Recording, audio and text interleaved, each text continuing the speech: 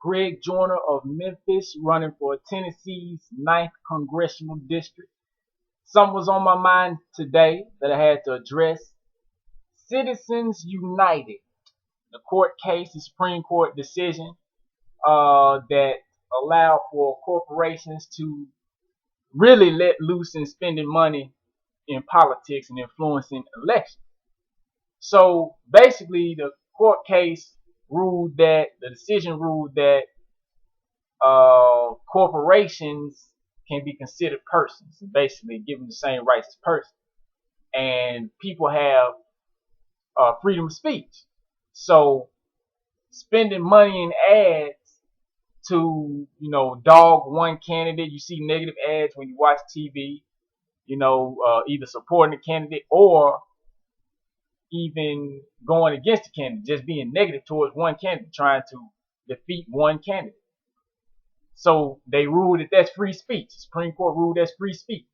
So, now big businesses can, use money however they want to. Now, you might not expect this, but me personally, I don't have a problem with that for more than one reason. One reason is, number one, you shouldn't be allowing big business to control who you vote for anyway. I mean, Barack Obama and Mitt Romney have zero chance of getting my vote at all, even though they are the only two who are supported by super PACs left in the general election, that is.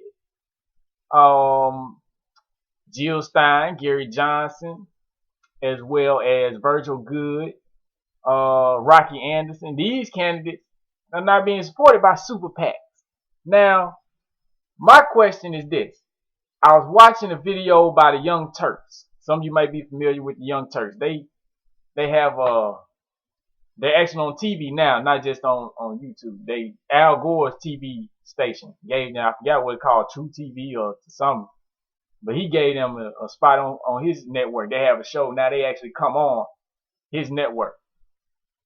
But they were talking about, and the guy Shank Urgi, or however you say his name, he was talking about, well, they had a poll. Said 70% of the people polled want to ban super PACs.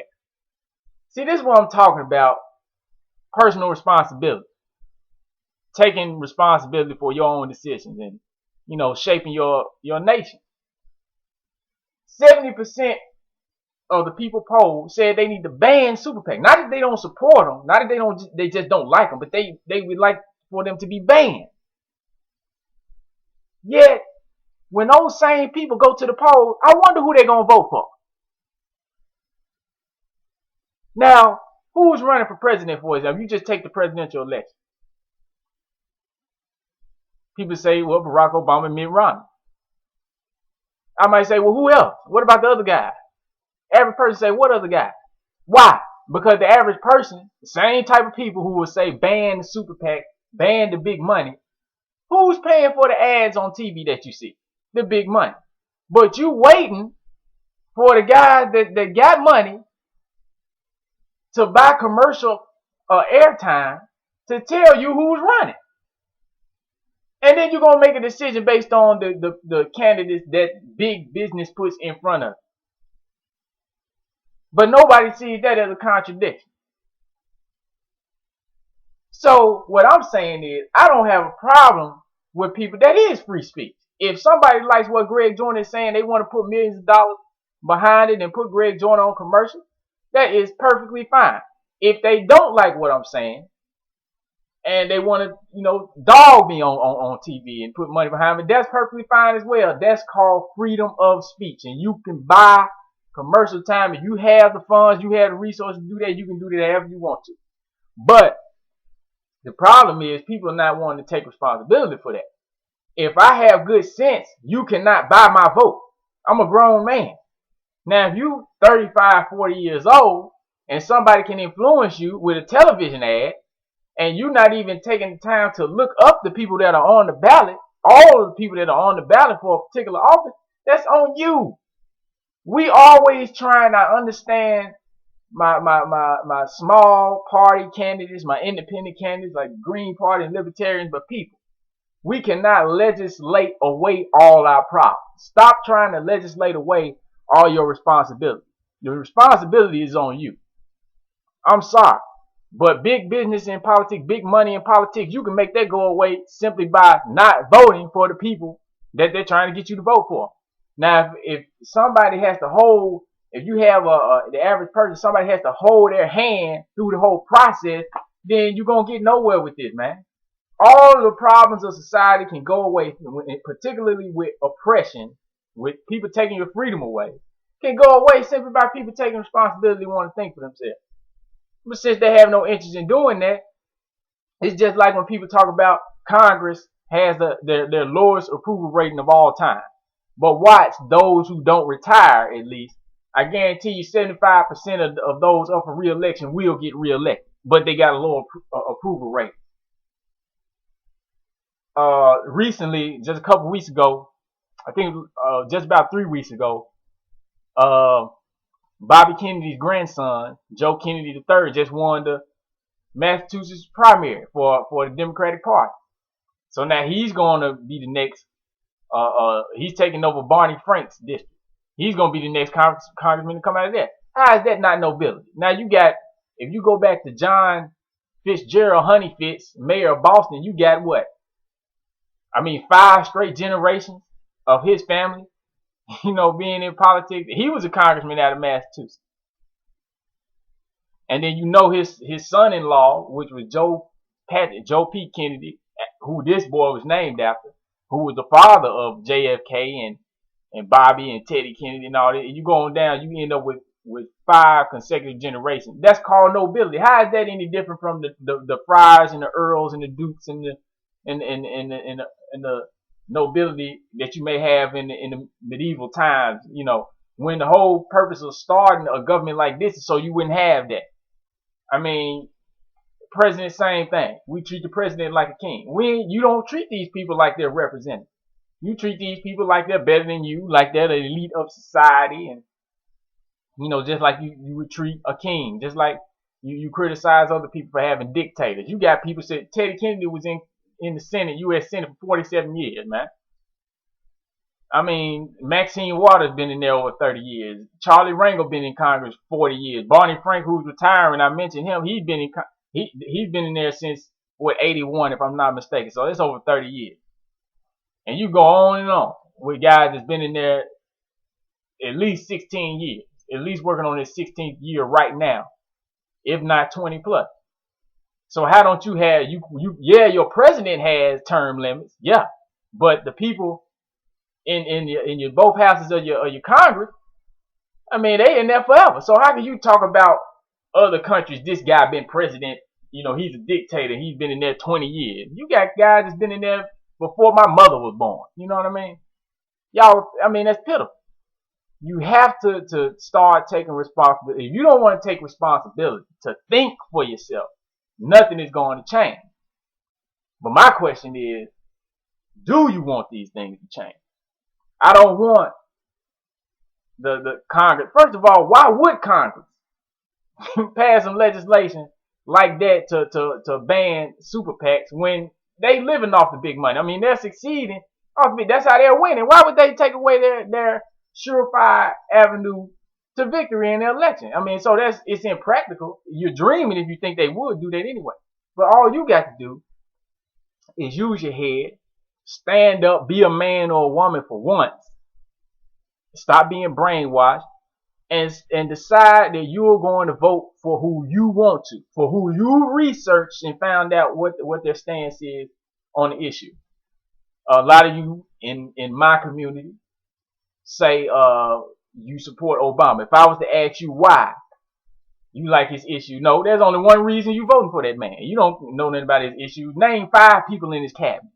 And what does Eric Holder do? What does Arnie Duncan or Timothy Geithner do? What do these people do? What is their position, their purpose in the cabinet?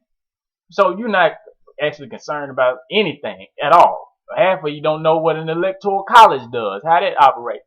It's pitiful. You got to take responsibility to start knowing what's going on in your community and the process that you're taking part in. Watch C-SPAN and see the bills that people are sponsoring and voting on. Now, have to move on quickly to this subject. It's disturbing that here in this election and in previous elections as well, but especially in this election, all the attention is on healthcare, job creation, so forth. Now, uh, first of all, the only people that can create a job are people who own business. I don't care what any politician said, and you people know that, but we like to try to fall for the okie doke on purpose so we can keep ourselves comfortable. But what you should be asking for, again, like I say all the time, is your freedom. Where are the people who are talking about your rights? Okay, yeah, healthcare, I understand things are important. Where the most important thing though should be your freedom. Why are you not talking about your freedom? Your ability to go somewhere, your privacy being invaded. SOPA, PEPA, the Patriot Act, NDAA, indefinite detention clause. Why are you not talking about these things? You want to talk about Paul Ryan? Talk about the fact that the man constantly wants to extend the Patriot Act. Talk about that, man. You want to talk about Obama? Talk about the fact that the man don't want to deal with racial profiling, police brutality. When they asked him about Sean Bell, he said, "Well, we're a nation of law. We got to accept whatever the law said. Whatever verdict came down, that's what we got to accept because we're a nation of law." You got to deal with issues like that. Who cares if you have a healthcare system that still ain't gonna cover everybody? It's still gonna fail. Who cares if you create some type of quick fix stimulus situation to temporarily, because that's all it's gonna do, temporarily create X amount of jobs, and then the economy gonna go right back into hell a few months later. Who cares about all that if a man can't be a man? If a man can't be free? If a man got to be patted down to get on the airport?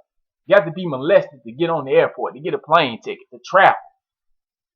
If you forced to buy insurance to drive a car, if you forced to buy to register your vehicle, your property, you need a license to drive your car, but you don't need a license to ride a bike or to walk across the doggone street, do you? So why do you need a license to travel in this way, but not in that way? You got to ask yourself, those are the type of questions that you should be asking, but you know that people who ask to be taken care of, who ask the government to provide jobs, who ask the government to provide health care, those same people do not ever think about their rights. If you think about that, if you ask yourself for a moment, if you think, those type of people never ask for their rights. They never ask for the stuff that I'm talking about. So I got to ask, are you in your right mind? Why are you not concerned with freedom? I mean, do people enjoy being violated? Do they enjoy being slaves? What I'm saying, for those of you who do believe in freedom, people have been giving me the runaround. Churches, universities, different organizations that I've called have been giving me the runaround when I'm trying to set up speaking opportunities. I'm trying to set up some speeches at various churches, different organizations like Bridges and Memphis Leadership Organization, whatever. The Tea Party gave me a runaround.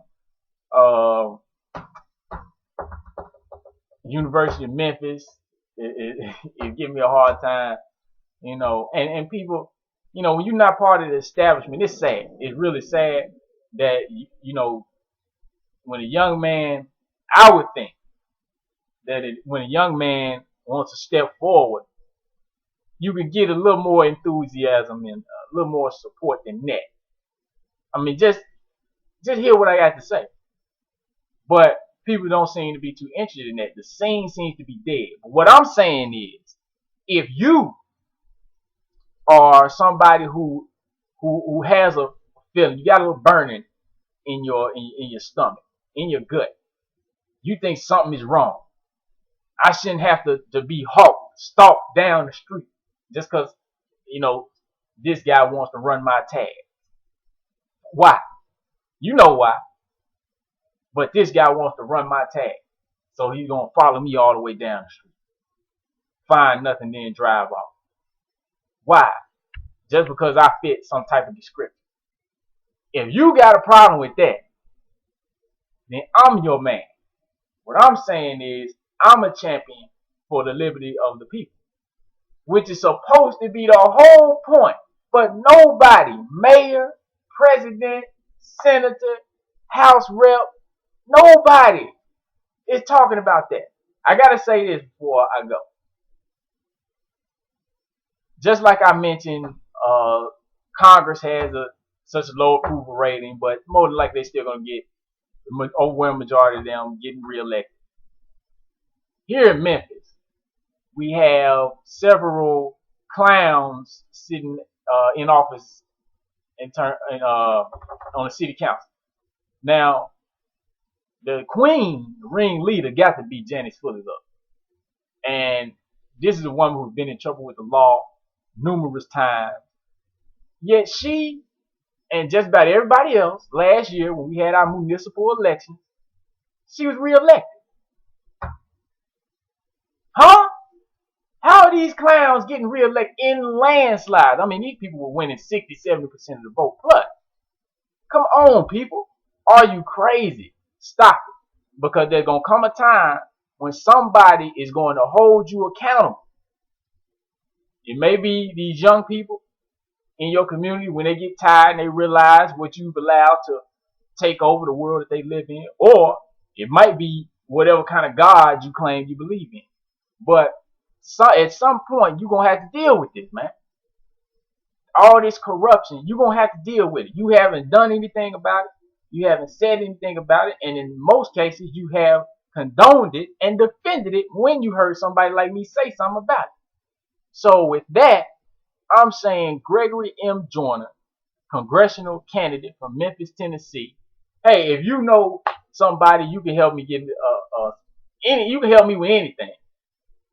Contact me. However you want to. So, but what I'm saying is Greg Joyner, the champion of liberty, only person talking about liberty, only person talking about freedom here in Memphis, Tennessee. So with that, vote for me.